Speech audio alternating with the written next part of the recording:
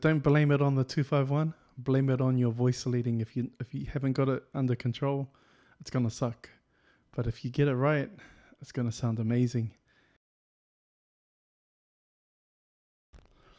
So many people are trying to look for the latest sound and the best chord sequences. Don't blame a 251 for sounding boring, because maybe it's just your voicings that you're playing. If you find some nice voicings to play over 251, let's say D minor 7, G7, C major 7. I'll show you first of all what is not a good voicing. I mean, maybe it might sound good in some kind of pop type ambient thingy sound. I don't know. But for like in jazz, maybe how about something like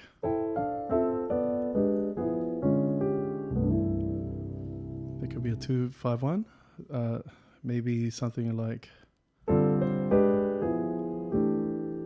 it's a 251. Maybe altered, or maybe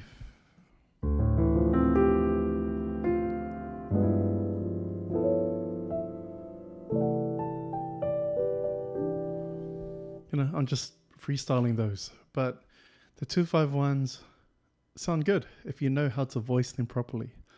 Now, if you don't want to play a 251, if you've got your mindset on playing anything else but that, then you can do exactly that. You can play anything else but a 251.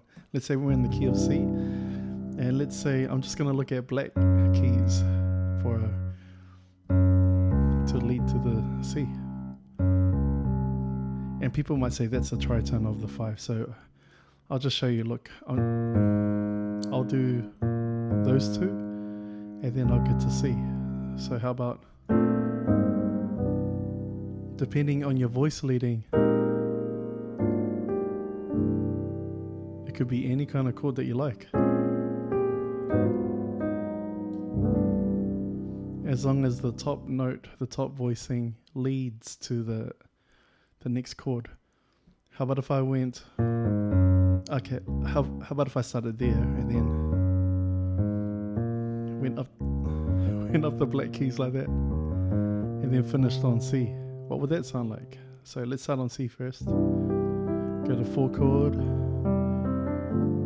and I'm going to end it. I'll get a D flat.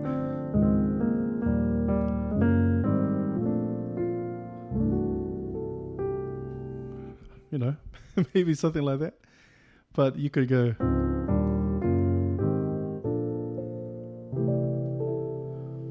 it's all about voice leading and playing around with the color. So like maybe it's major or minor or sus. Have a play around with it. Keep it simple. So instead of doing 5 notes before you get to the 1, instead of 251, just pick any other 2 notes. It could be anything. How about that? So we've got 1 chord, 4 chord, sus.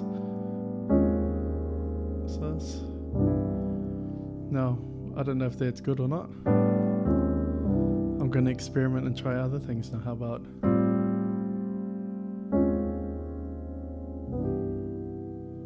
I like that.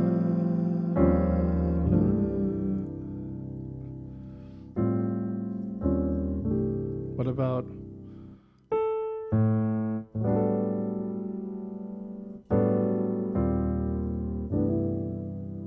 yeah, it's alright. What about, or, right? So don't blame it on the 251. Blame it on your voice leading. If you haven't got it under control, it's gonna suck. But if you get it right, it's gonna sound amazing. And listen to the masters to figure out how that works. I would listen to Stevie Wonder. He's got such beautiful songs. And like, what's that tune that goes Overjoyed? I mean, look at that. The top note is B flat and playing tenths in the underneath.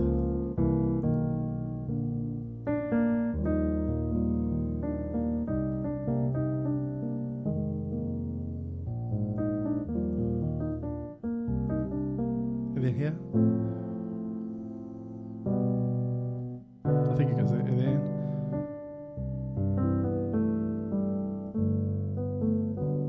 And then minor.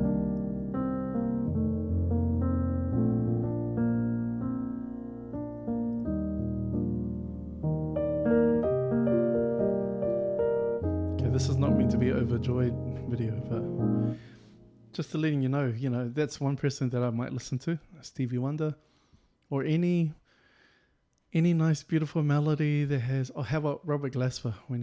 I can't think of a song at the moment, but he likes to play like in the old 90s. He would play stuff with a common note on the top, and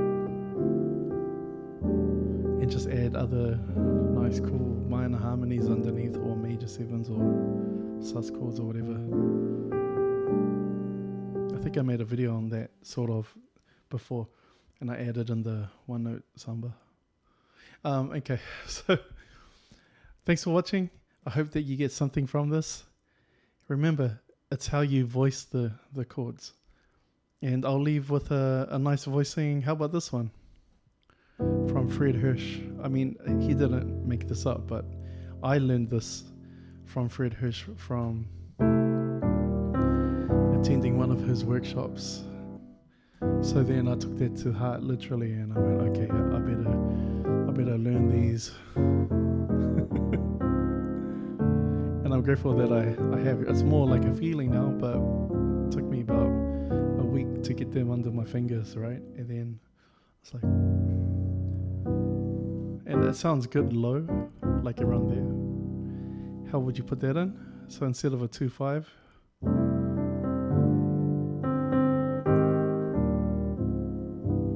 there, something like that. And experiment with it. You make up your own.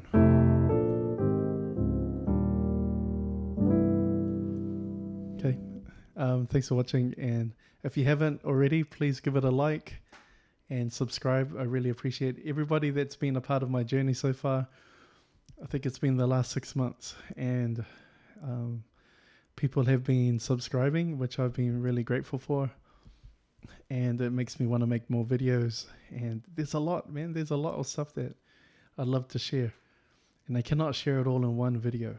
And I'm editing that part of the video because I just went on and on and on. And just want to say again, I really appreciate you. Thank you so much for joining. I really appreciate you. And, I'm in my 50s now. And so, I don't know, I think I'm going through a phase. And this phase is that, man, I have to share what I know and enjoy the journey while I can. And I really appreciate people who leave positive comments. And for people who've been reaching out for private lessons. And just, this journey that I've been discovering, especially with the Barry stuff. All roads lead to Barry.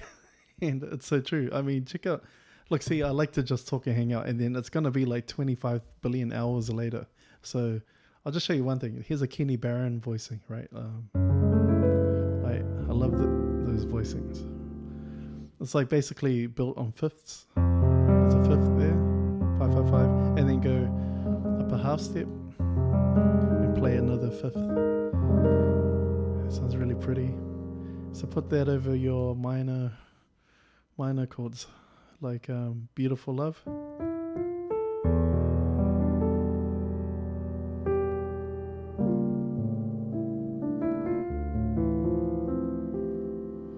So pretty. But all roads lead to Barry. Let's take that. And so D minor in Barry's world, right? A D minor 7 is F6. So check this out. Here's F. That's a diminished note. That's a 6. That's a diminished note. So these two diminished notes, we can return them. And there's a F6. So that voicing is pretty much an F6 with 2 borrowed diminished notes. It's crazy. Not saying that that's the only answer, but it's kind of a fun thing to look at. So thank you for those who reach out to me, and please do the same for any other musicians out there who deserve it.